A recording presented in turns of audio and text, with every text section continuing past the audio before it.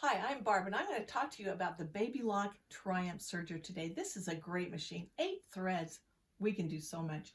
But what I want to focus on today is the differential feed. It's right over here. Normally you're going to have it in the end, but it can go clear up to 2 or down to 0.6. We're going to talk to the clear up to 2 right now. So I'm going to open my door so you can get a better look at those feed dogs over here. Right over here, we have 2 sets of feed dogs.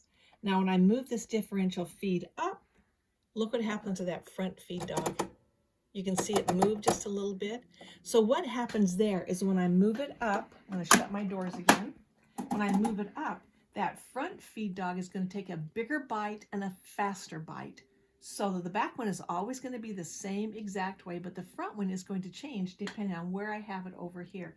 And you'll see the differences that it will do. So try that on your machine. See what it does when you've got it clear to the top. Thank you.